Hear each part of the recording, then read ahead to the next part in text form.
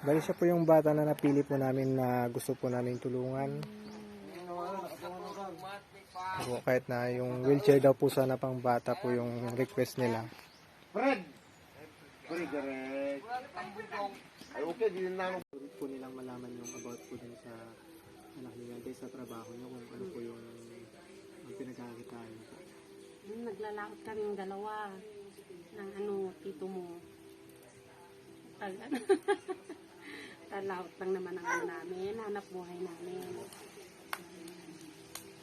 Pero pag walang pag mahangin na ganito, walang lakot.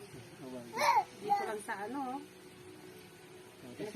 yung sana po, yung sa simbahan na siya sabi po ni Uncle Fred na Ay, yung sa simbahan, pag December nagbibigay sila sa kanya. Yung bigas, yung mga yung mga noodles, ganun. Yung dilata, ganun lang. Binibigay sa amin. kung sakali, ano po yung mga yung talagang kailangan niya po ngayon na baka sakaling may hingi po natin dun sa ibang gusto nyo magbigay po. Ay.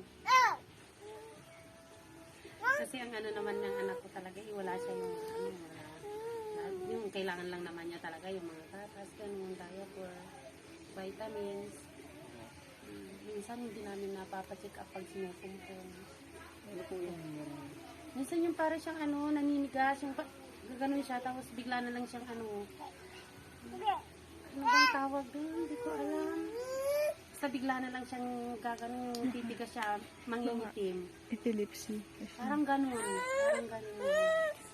Ayan, naninigas siya. kung sakali, i-post kung ayos lang po sa inyo na may post po yung video po para kung sakaling meron po ibang gusto magbigay ng tulong, makapag-contact po sila. Ayos lang po. Oo, ayos lang. Gusto ko nga yung mapacheck up din siya kung bakit siya nagkakaroon. Kaso kahit gusto namin walang ano nga. Yan ang mahirap talaga. Yung financial lang kasi ang dami nila kasi 7 tapos 5 yung nag-aaral.